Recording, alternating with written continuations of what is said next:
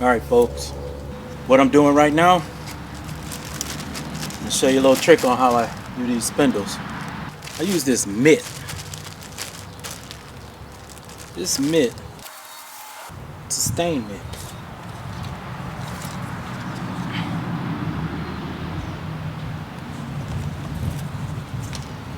What this does is it has like this plastic or there's some kind of lining in there.